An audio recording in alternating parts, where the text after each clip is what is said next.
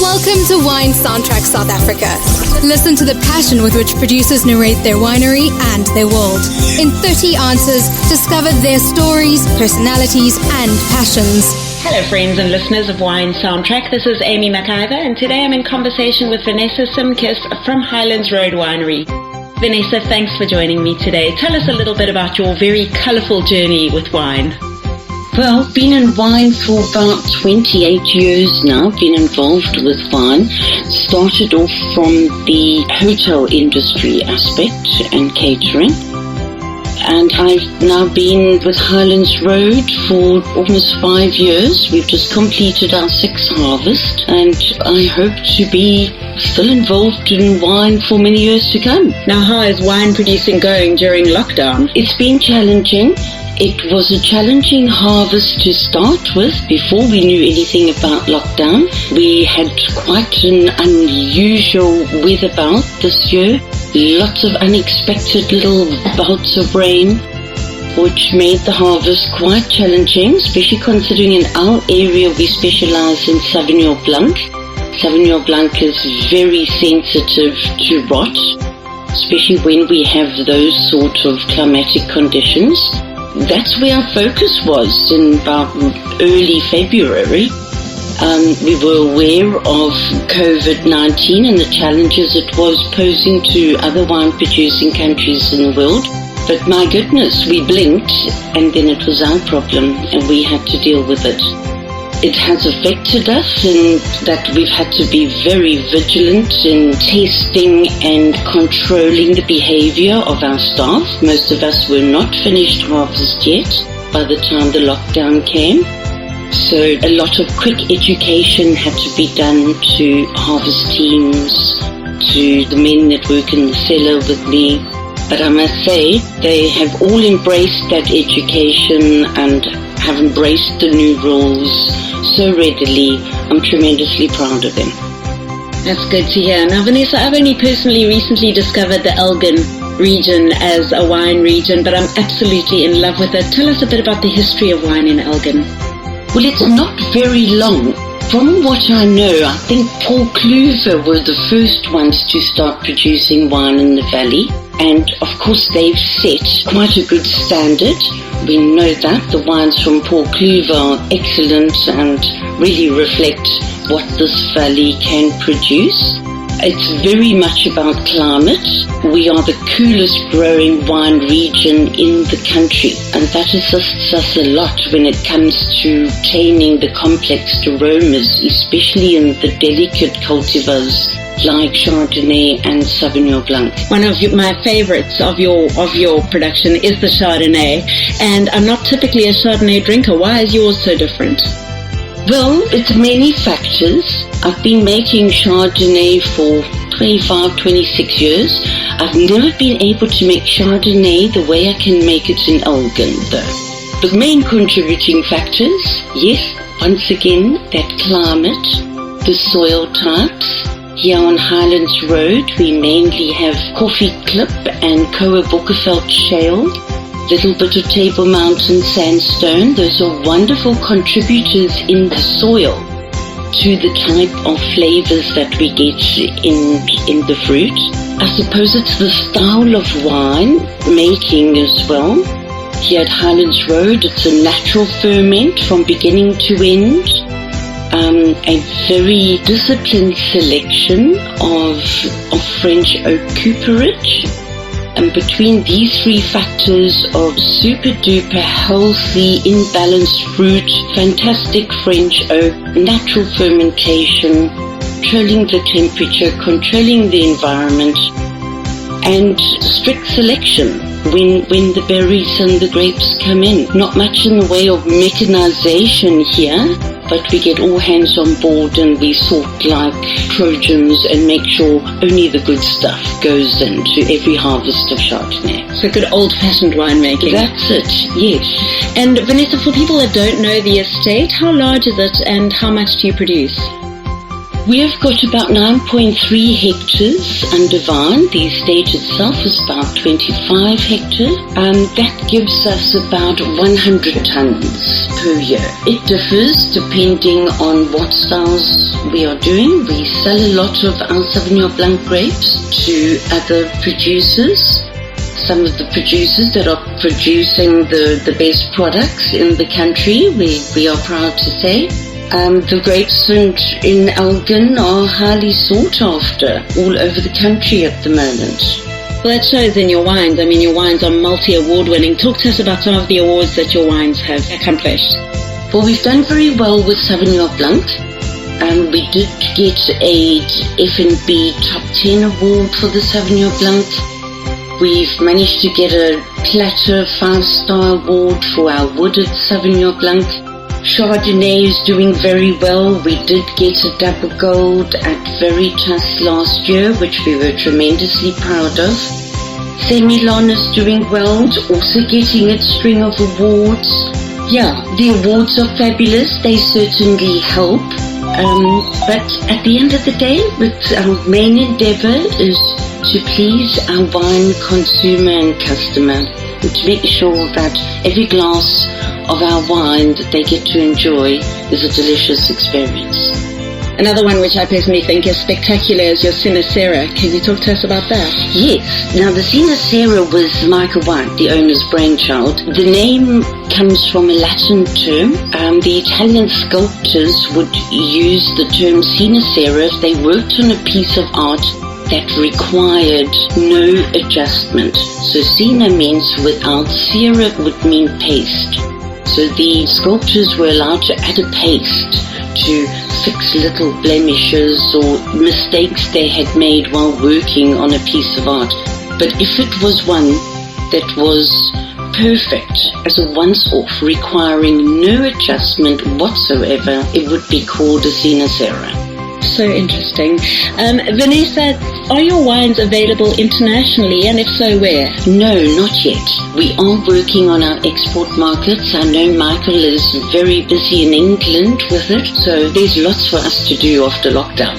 Sure. So locally in South Africa, then where would one find your wines? Mainly in Johannesburg, Port Elizabeth, and in Cape Town. The restaurant scene of Johannesburg, the wines are quite well represented there. And Michael does a lot of private tastings and private corporate tastings with our wines, where he makes the wines available for purchase directly. And just getting to know you a little bit better, did you always want to be a winemaker? Yes.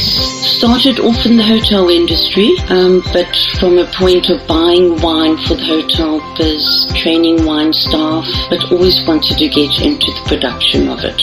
And what's your earliest memory of wine? Probably enjoying a bottle of Chateau Latour in 1984. Wow. I had a German boyfriend who was what they called in those days a wine merchant or a negociant, and he had access to a fabulous wine collection. And after sharing this bottle of Chateau Latour in 1984 with me, I was sold. That was it. No turning back. Yes. Vanessa, do you see yourself as a typical winemaker? What is typical? Probably traditional. I'd be more of a traditional winemaker. I see winemaking as an artisanry profession. It's not quite as much magic as what people might want to believe. Quite often there's a bit of magic, but there's also a lot of common sense, a bit of engineering, a bit of chemistry, a bit of good luck, and a bit of good weather too. So more the traditional winemaker, and understanding that the profession is multifaceted. What's your favorite wine that you produce? I can't. I don't. And talk to us about your beliefs in sticking to the so-called wine rules. I mean, would you drink a white wine with red meat and a red wine with fish, for example? Yes, absolutely. I don't think anyone needs to be restricted and to stick to those old-fashioned concepts. Try the wine. If the wine and the food are a good match and the result is pleasing, then it's working.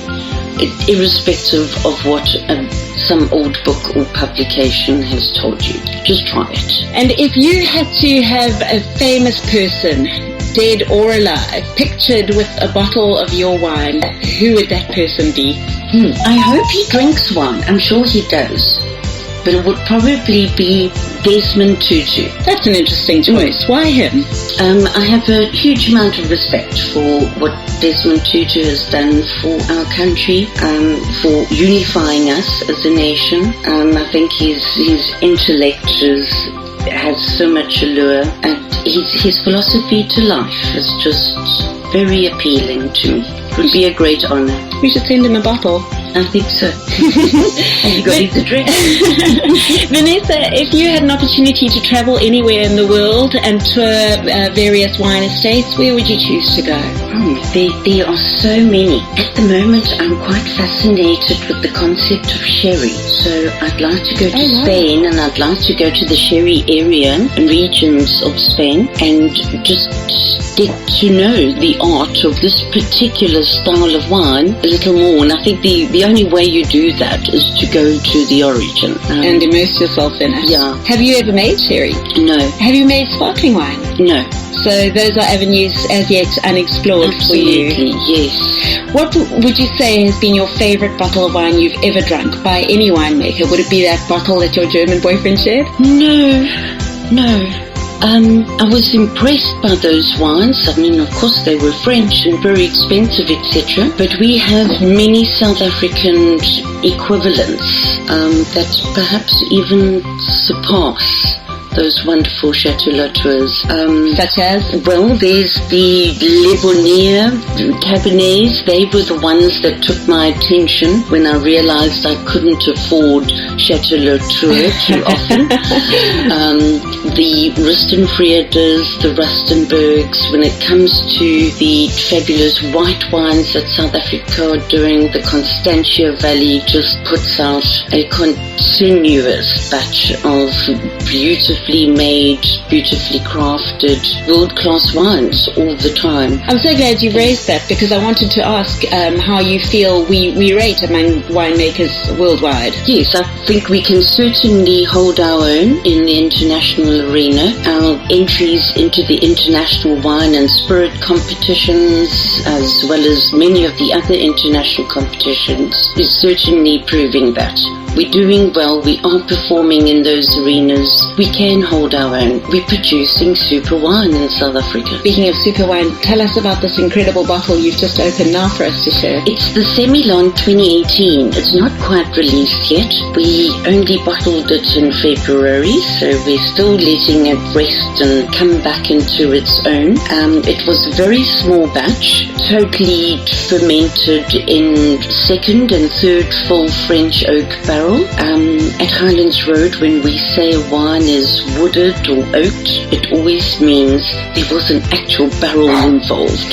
It's not that I'm against staving or chips or so. It's totally allowed, it's totally acceptable. It's just a style at Highlands Road. Oaking means a barrel exists and the wine was in that barrel. It's, as I say, the 2018 vintage. Because it's 100% French oak fermented and matured, the wine has got quite a weight to it, as you can taste, as you're tasting with me. And a beautiful rich color. Yes. Once again, the French oak is making its contribution there. But lovely fresh aromas on the nose, so the richness in the middle palate almost comes as a slight bonus and surprise. And then, of course, that very generous length. And when is this likely to be available for purchase?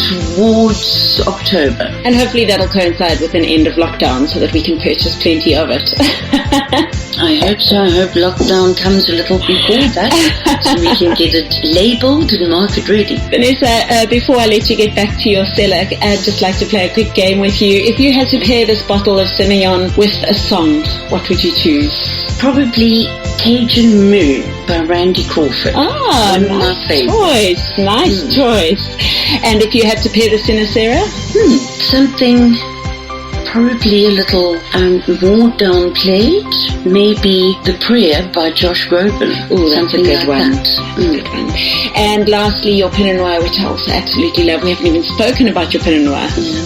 Pinot Noir, it's a small production nowadays at Highlands Road because the grapes are so highly sought after. So we are forever trying to make sure that we just get enough for a few barrels for our own production every year. Pinot Noir from this area is fabulous. We are dealing mainly with the clone 115, which gives us the dark cherry characteristics. And that dark cherry in combination with the French oak, which gives you the slight bit of almond. Can taste it already. Really, yes, it works very well. Yeah. Oh, wonderful. Well, Vanessa, if people want to find out more about the farm or visit you, how can they go about that?